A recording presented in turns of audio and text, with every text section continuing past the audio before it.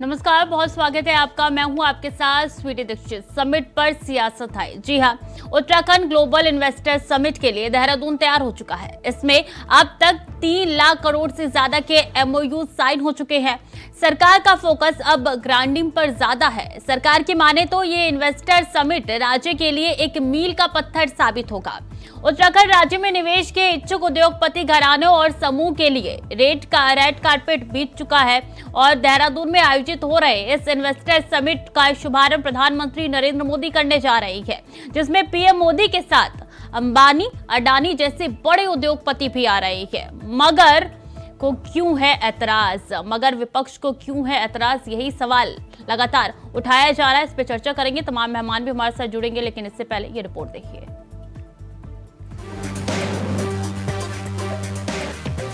उत्तराखंड राज्य में निवेश के तमाम उद्योगपति घरानों के लिए रेड कारपेट बिछा दिया गया है। देहरादून में होने जा रही इस इन्वेस्टर्स समिट का आगाज खुद देश के प्रधानमंत्री नरेंद्र मोदी करने जा रहे हैं, जिसमें प्रधानमंत्री नरेंद्र मोदी के साथ अंबानी, अडानी जैसे बड़े उद्योगपति भी शामिल हैं। राज्य सरकार ने तो इन्वेस्टर्स समिट के लिए 2.5 लाख करोड़ का लक्ष्य निर्धारित किया था, लेकिन उस लक्ष्य से ऊपर धामी सरकार एमओयू साइन करने का दावा कर रही है। धामी सरकार का फोकस भी अब एमओयू साइन हुए तमाम औद्योगिक घरानों के साथ निवेश को धरातल पर उतारने का है, जिससे राज्य में विकास और रोजगार दोनों को रफ्तार मिल सके। बकायदा पूरे होमवर्क के साथ अधिकारियों की जिम्मेदारी भी तय की जा चुकी है। हमने 2.5 लाख करोड़ का एक टारगेट रखा था। मुझे बताते हुए खुशी हो रही है कि जो फाइनल इवेंट है वो शुरू होने से पहले ही उस टारगेट को हम लोग पार कर चुके हैं। अभी 8 तारीख को भी एमओयूज होंगे। मुझे लग रहा है कि कंफर्टेबली हम लोग 3-3.5 लाख करोड़ तक भी जा सकते हैं। जो हमारी अपनी ओन टारगेट है उसको पार कर चुके हैं। 40,000 करोड़ से लेकर के 50,000 करोड़ के बीच का जो ग्राउंडिंग का टारगेट है वो अचीव कर चुके हैं। यहाँ सरकार तैयारियों का पूरा लेखा जोखा लेकर बैठी है, तो वहीं दूसरी तरफ विपक्ष में बैठे कांग्रेसी इस इन्वेस्टर्स समिट को एक राजनीतिक इवेंट बता रहे हैं और इसे 2024 के चुनाव की तैयारियों से जोड़कर कटाक्ष कर रहे हैं। सूबे के पूर्व मुख्यमंत्री हरीश रावत क्या कुछ कह रहे हैं, अब वो भी सुनिए। ये सरकारें इस तरीके के इवेंट्स करती रहती है। ये इवेंट है और फिर चुनाव के नजदीक कर रहे हैं तो जरा सा ज्यादा सजा करके कर रहे हैं। सजाने के लिए कोई बड़े बड़े पूंजीपतियों को भी ला रहे हैं और प्रधानमंत्री जी को भी ला रहे हैं।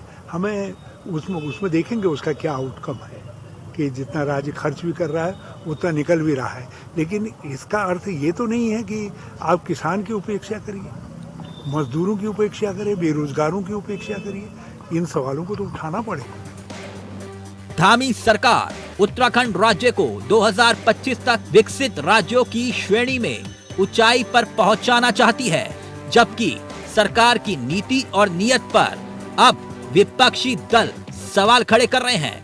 लेकिन धामी सरकार फैसला कर चुकी है कि राज्य को विकास की राह पर आगे बढ़ाना है। उसके लिए जो जरूरी कदम उठाने होंगे धामी सरकार कदम उठा रही है। मगर सवाल 2018 में हुई इन्वेस्टर्स समिट को लेकर है, जो बार बार विपक्ष की जुबान पर आ रहा है। अबे कैंथुरा, इंडिया वॉइस, देहरादून।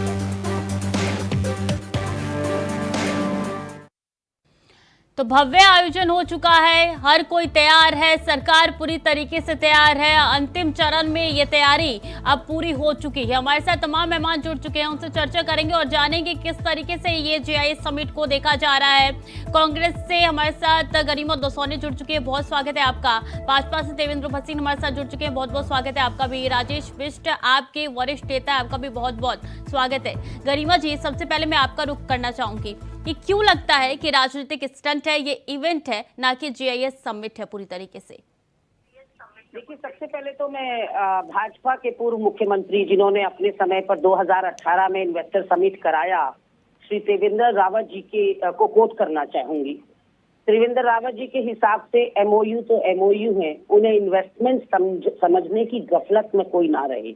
उन्होंने राज्य सरकार को भी और तमाम उत्तराखंड की जनता को भी ये सचेत कर दिया कि मैंने अपने समय पर बहुत कोशिश की थी कि मैं इन्वेस्टमेंट यहाँ लाऊं, लेकिन धरातल पर कहा गया था कि 1,25,000 करोड़ के MOU साइन हुए हैं। धरातल पर 25 करोड़ भी नहीं होता है। मैडम, इस समय कहा जा रहा है 3.5 लाख करोड़ के लगभग MOU साइन हुए हैं। लाख से कम होता है 1000 और 1000 से कम होता है 100, सैकड़ा। 100 करोड़ का बकाया है इकबालपुर चीनी मिल का। जो सरकार उस 100 करोड़ के बकाये को नहीं भर पा रही है, उस सरकार की कुव्वत को आप समझ सकते हैं। मैं धामी जी से भी और मोदी जी से भी ये पूछना चाहती हूँ कि जब मोदी जी ने केंद्र से ये घोषणा करी कि सालाना 2 करोड़ रोजगार देंगे, और धामी जी ने जब अपने मैनिफेस्टो में डाला कि बैकलॉग की सारी भर्तियां निकाल देंगे, बेरोजगारी समाप्त कर देंगे प्रदेश की, जो इस समय देश की बेरोजगारी से भी बड़ी दर है, उस वक्त ये बताया जाए कि क्या इन उद्योगपतियों के रहमो करम पर ये घोषणाएं की गई थी? क्या इस बात पर बेस्ड ये घोषणाएं की गई थी कि इन्वेस्टर्स आएंगे और उनकी दया होगी, वो निवेश लाएंगे, तब रोजगार मिलेगा? इसका सही से जवाब तो देवेंद्र भसीन जी दे पाएंगे ना कि किस लिए घोषणा की गई थी। दीक्षित जी, मेरे सवाल सारे तो ले लीजिए, उसके बाद भसीन साहब तफसील से सबका जवाब दें। रावत जी ने जो यहाँ पर सवाल उठाया कि एक तरफ आप उद्योगपतियों के लिए रेड कारपेट बिछा रहे हैं, आपकी जानकारी में पता नहीं है या नहीं है, platinum, diamond, gold, silver category बनाई गई है। अल्ट्रा लग्जरी गाड़ी यहाँ आई है 575 से भी ज्यादा, उनको लाने ले जाने के लिए पूरे देहरादून को दुल्हन की तरह सजाया जा रहा है। व्यवसायी विरोध कर रहे हैं, जो दुकानदार हैं वो विरोध कर रहे हैं, लेकिन उनके सारे बोर्ड उतरवाकर उन सारे बोर्ड्स को भगवामयी जबरदस्ती कराया जा रहा है। ये लोकतंत्र नहीं, ये तानाशाही है। जब दुकानदार मना कर रहा है कि मुझे जवाब दीजिए भसीन साहब। और उसके अलावा देहरादून से सारी रेली सब भगा, कांग्रेस की स्थिति एक प्रकार से विलाप करने वाली पार्टी की है। अब गवर्नमेंट को शांत करिए, मैं पूरा उत्तर देता हूँ। अब ये लगातार रोकिए, इनको रोकिए कृपया करके। तो आपने अपनी बात रख लिया, भसीन साहब को जवाब दे दीजिए। इनको शांत कराइए, क्योंकि विलाप करने वाली पार्टी के लोग जो है केवल अपनी बात कहना चाहते हैं और दूसरे की बात सुनना नहीं चाहते। इन्होंने प्रदेश के अंदर जो भ्रष्टाचार किया उसके बाद केवल प्रलाप करते हैं। हाँ, अब मैं आता हूँ जो गर्मा जी ने बात कही।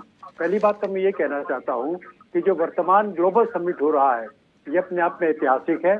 और जैसा कि माननीय प्रधानमंत्री जी ने कहा था कि वर्तमान दशक उत्तराखंड का दशक है और वो हमारे सामने आ रहा है। उत्तराखंड जिस तेजी से विकास कर रहा है, कांग्रेस को दिखाई दे ना दे, लेकिन दुनिया को दिखाई दे रहा है। और दुनिया और प्रदेश की जनता और देश की जनता मोदी जी पर और धामी जी पर विश्वास व्यक्त करे, पहली बात। दूसरी बात, हमने जो तय किया था कि 2.5 लाख करोड़ के हम टोटल MOU करेंगे और शुरुआत में 30,000 करोड़ का प्रारंभिक लक्ष्य तय किया था।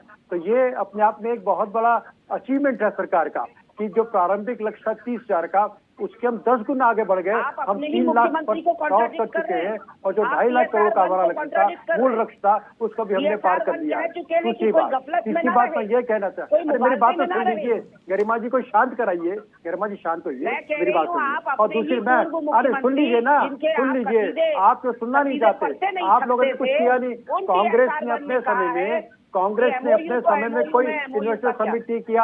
और यहाँ तक स्थिति रही है कि जो अटल जी के समय में औद्योगिक पैकेज हमको मिला था, करों की छूट दी थी, वो मनमोहन जी की सरकार के द्वारा वापस से ली गई। तो ये पाप तो कांग्रेस के जिम्मे रहेगा और हमेशा रहेगा, और इसकी सफाई ये लोग नहीं दे सकते। जहाँ तक तो रोजगार का सवाल है, तो आज की तारीख में उत्तराखंड के देश के क्षेत्र में जो रोजगार देने वाले प्रमुख राज्य है उनमें से एक, अपने आंकड़े चेक कर लीजिए। और दूसरी बात जो भी आपने कहा कि हमने जो गलत आंकड़ेबाजी करी है, हमने कहा था कि 100 लाख करोड़ रुपए के MOU साइन हुए और टोटल MOU साइन अगर हुए हैं तो उसमें से करीब 40,000 करोड़ के MOU जो है वो धरातल उतरे हैं।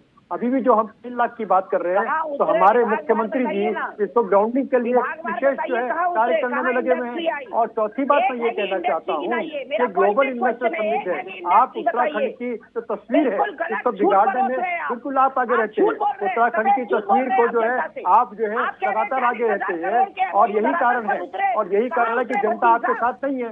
हमने इन्वेस्टर समिट के बाद हमने 3 बड़े चुनाव जीते और जनता ने हमारी उपलब्धि पर मोहर लगाई। हमने 2 विधानसभा चुनाव में जिताया और इसके अलावा लोकसभा चुनाव में जिताया और आपकी जो है सुपड़ा साफ कर दिया। इसलिए कर दिया क्योंकि आप केवल और केवल भ्रष्टाचार करते हैं, प्रलाप करते हैं और उत्तराखंड के विकास में हमेशा गतिरोध पैदा करते हैं। तो ये जो दृष्टि आज 2 दिन के बाद एक ग्लोबल इन्वेस्टर समिट हो रहा है, बहुत अच्छा होता है कि आप ये कहते कि हम उनका स्वागत करते हैं और हम अब ये देखेंगे कि क्या होता है। अगर नहीं होता तो आप कहते हैं कि भाई काम नहीं हुआ है, आप तो पहले से ही रोदन शुरू कर दिया। सकारात्मक राजनीति ये होती है, आप प्रदेश के विकास को राजनीति से ऊपर देखिए। लेकिन कांग्रेस ने हमेशा विकास को राजनीति से जोड़ने का प्रयास किया। खुद जो है कभी विकास किया नहीं, खुद का भ्रष्टाचार किया, खुद जो है आपदा के अंदर भी भ्रष्टाचार किया, खुद जो है लगातार प्रदेश के मार्ग में रोड़ा अटकाया। और आज जब हम आगे बढ़ रहे हैं तो कांग्रेस केवल प्रलाप करने में लगी हुई है और ये कांग्रेस को जनता ने सजा दी है। कांग्रेस को जनता ने सजा दी है, आगे भी देगी।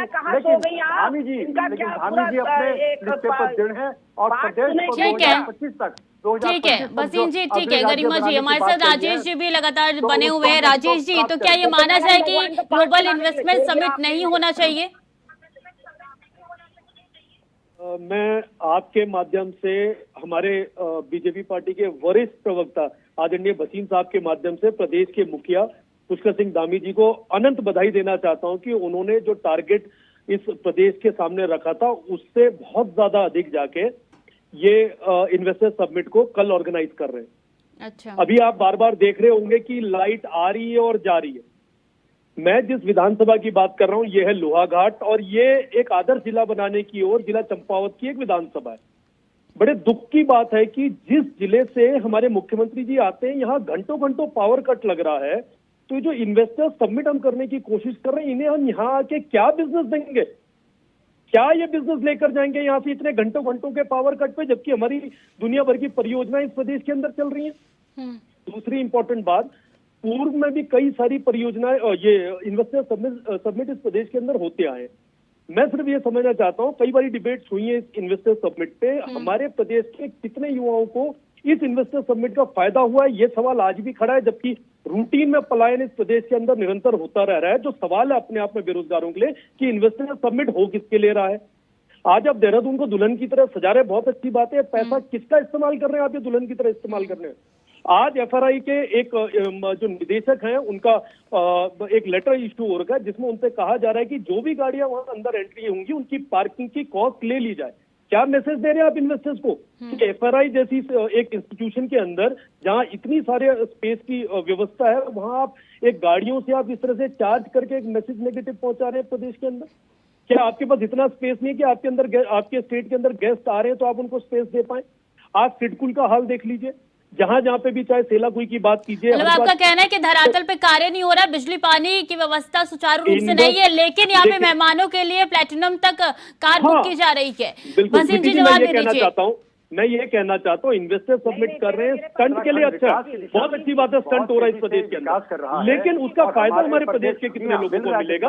अगर हमारे पास ये अगर सामने कुछ नक्शा हो, कुछ हमें समझ आए कि इस तरीके से हमारे युवाओं को रोजगार मिलेगा तो हमें बड़ी खुशी होगी। और एक बात दूसरी बात, एक मिनट वसीम साहब, एक मिनट वसीम साहब, एक मिनट आने से पहले वसीम साहब, एक मिनट वसीम साहब, बोल रहा हूँ, मुझसे कहा गया मैं तभी बोल रहा हूँ। एक सवाल और पूछना चाह रहे हैं राजेश जी, वसीम जी सुन लीजिए। वसीम साहब एक मिनट, मैं ये कहना चाहता हूं इस प्रदेश के अंदर 67% वन भूमि है। हम 33% भूमि के अंदर ये 3.5 लाख करोड़ का जो इन्वेस्टमेंट ला रहे हैं, ये कहां खड़ा करने वाले हैं ये तो कम से कम हमें पता चले। हमें तो पता ही कुछ नहीं है अभी कि पहाड़ में कुछ व्यवसाय आएंगे, कुछ कंपनी के लोग पहाड़ में आएंगे, यहाँ के युवाओं को रोजगार देंगे। आप रिवर्स पलायन के लिए जो हमारे राजेश जी चिंता क्यों करें, वसीम जी बैठे ना, ये बताएंगे आपको कि कहाँ क्या हो रहा है। वसीम जी मेरी बात पूरी होनी दीजिए, मेरी बात पूरी होनी दीजिए। लगातार ये कहना चाहता हूँ जितनी संख्या में आऊंगी गरिमा जी आपके पास। प्रवासी साथी हमारे इस प्रदेश को छोड़ जा चुके हैं रोजगार के लिए, उनके रिवर्स पलायन के लिए हमारे पास क्या प्लान है? यहाँ का युवा राजेश जी पहले बेरोजगारी कुछ का सवाल झेल रहा है। पूछेंगे और उसका उत्तर ले लेते हैं पहले। ठीक है वसीम जी। देखिए पहली बात जो पलायन की बात करी है तो मैं राजेश जी जानकारी में लाना चाहूंगा कि पहले उत्तराखंड से पलायन का प्रतिशत 28 था, आज वो घट करके 21% रह गया है और ग्लोबल समिट के बाद निश्चित तौर पर इसका असर पड़ेगा और कम होगा। और जो प्रधानमंत्री जी की जो सीमांत क्षेत्र के गांवों के लिए वाइब्रेंट योजना है उससे बहुत बड़ा लाभ प्रदेश को प्राप्त हो रहा है, पहली बात। दूसरी बात जो उन्होंने कही है कि जो बिजली वगैरह नहीं आ रही है, कोई भी इन्वेस्टर आने से पहले वो पूरी इस बात की जानकारी ले लेता है कि उत्तराखंड की स्थितियां क्या हैं, जो सुविधाएं सरकार कह रही है वो सुविधाएं है कि नहीं है।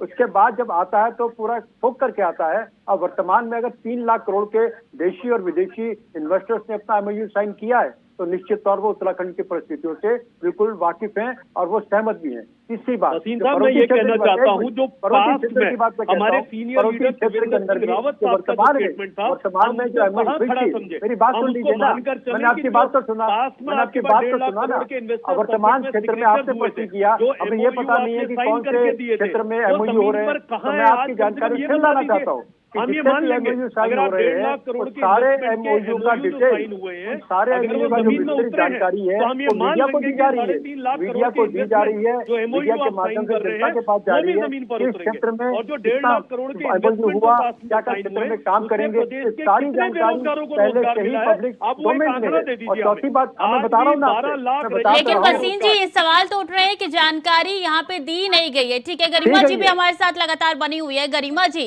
जब मुख्यमंत्री आए थे उनका भव्य स्वागत किया गया था, MOU साइन करके आए थे वो करोड़ लाखों का, और ऐसे में क्या दिक्कत हो रही है जब वो कह रहे हैं कि विकास होगा तो इंतजार कर लीजिए, विकास होगा क्यों वसीम जी? देखिए स्वीटी, पहली बात तो है कि जितने भी हमने गरिमा जी, MOU साइन किए हैं उसकी सारी जानकारी मीडिया के माध्यम से हमने दी है। किस क्षेत्र में वो कंपनी काम करेगी, कितने हजार करोड़ का इन्वेस्टमेंट करेगी, ये सारी बातें पब्लिक डोमेन में है। हमने कोई बात छुपाई नहीं। वसीम जी एक मिनट, गरिमा जी की बात रखनी थी। हाँ, मैं आप कुछ खुलासे आपको करना चाहती हूँ। आज आंगनबाड़ी के अध्यक्ष को एक पत्र प्राप्त हुआ है। हर जिले से लगभग 350 आंगनबाड़ी कार्यकर्तियों ने पहुंचना है ग्लोबल इन्वेस्टर समिट। अब आप सोच सकते हैं जो समिट उद्योगपतियों के लिए कराया जा रहा है और जो आंगनबाड़ी कार्यकर्त्री पौष्टिक आहार के लिए फील्ड में होनी चाहिए, उनको फील्ड से बुलाया जा रहा है सिर्फ भीड़ बढ़ाने के लिए। उनके लिए वाहनों का इंतजाम तो करा जा रहा है, लेकिन जब आंगनबाड़ी केंद्र ये पूछ रहे हैं कि वो रहेंगी कहाँ और खाएंगी कहाँ, तो अधिकारी निरुत्तर हो जा रहे हैं। तो ये तो रुझान आने लगे इन्वेस्टर समिट के कि इनके पास जनता तक नहीं है बैठाने के लिए, इसे आंगनबाड़ी कार्यकर्तियों को बुलाया जा रहा है। दूसरा खुलासा आपसे करना चाहती हूँ कि जो पास इश्यू हो रहे हैं इन्वेस्टर्स को, वो भी प्लैटिनम, डायमंड और गोल्ड और सिल्वर की कैटेगरी में हो रहे हैं। उन पासेस में ना इन्वेस्टर्स का नाम लिखा जा रहा है, ना उनका फोटो लग रहा है। ऐसे में जब अधिकारियों से पत्रकारों ने पूछा कि आप वेरीफाई कैसे करेंगे कि यही इन्वेस्टर शामिल होना था इन्वेस्टर समिट में और उसने अपना प्रतिनिधि नहीं भेज दिया या भाई बंधु नहीं भेज दिया, तो अधिकारी निरुत्तर हो गए। और तो और इन 2 दिनों तक देहरादून जिले के सारे स्कूल्स को बंद रखा जा रहा है। जैसा कि मैंने आपको बताया, पंडित नारायण दत्त तिवारी जी ने बिना इन्वेस्टर समिट के आडंबर किए यहाँ 40,000 करोड़ से भी ज्यादा का इन्वेस्टमेंट बिल्कुल उद्योग विहीन प्रदेश में लाया 2002 से 7 के बीच में।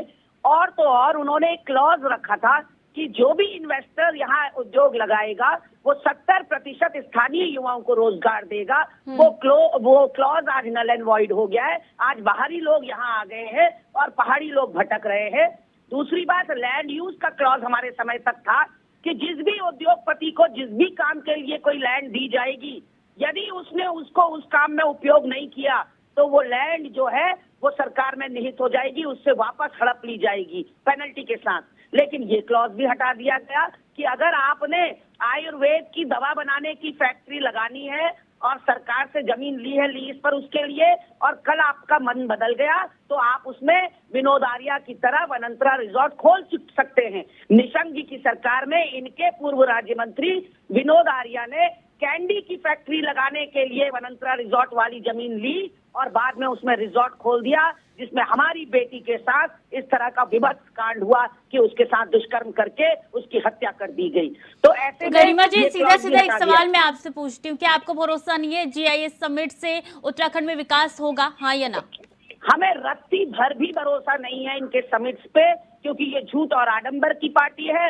2014 से ठीक है, अब जवाब ले लेते हैं बसीन जी से। वादे किए गए वो एक भी पूरे नहीं हुए, न 2 करोड़ नौकरियां मिली, चरित्र न का काला पाठ धन आया, है और ये न पूरे किसान देश की में दिखाई आय देता दुगनी है हुई, न और यही कारण है कि स्मार्ट देश सिटी की बने, जनता ने तो इनको क्या देश इन से पर बाहर भरोसा कर दिया, उत्तराखंड से ही बाहर कर दिया। पहली बात। इनके सांसद दूसरी बात जो जो है, नरेंद्र तिवारी जी इनके की बात सांसद करती जो है वो ये इसका गाँव आधार गोद माननीय लेने अटल की जी ने बात दिया करते हैं। था। आज तक माननीय उन अटल गाँव जी की हालत ने देख लीजिए। उत्तराखंड के लिए विशेष पैकेज दिया था। उत्तराखंड के लिए अटल जी ने जो है करों की छूट दी थी, जिसे इनकी मनमोहन सिंह सरकार ने वापस ले लिया। तिवारी जी ने जो भी काम किया हम उसकी प्रशंसा करते हैं, लेकिन उसका आधार था अटल जी के द्वारा दिया गया विशेष पैकेज था, जिसको कांग्रेस के नेता नकार नहीं सकते और कांग्रेस नेता ये भी नकार नहीं सकते इनके द्वारा उस पैकेज को समाप्त कर दिया गया। इसकी बात जो ये कहते हैं कि हमने इस प्रकार की बातें करी हैं, तो भारतीय जनता पार्टी की सरकार के द्वारा जो है हमने लगातार काम किया और इनके द्वारा तो जो आपदा के अंदर भी इनके नेता 12 करोड़ रुपए जो स्वयं मुख्यमंत्री थे 12 करोड़ रुपया जो है अपनी पर्सनल फिल्म बनवाने में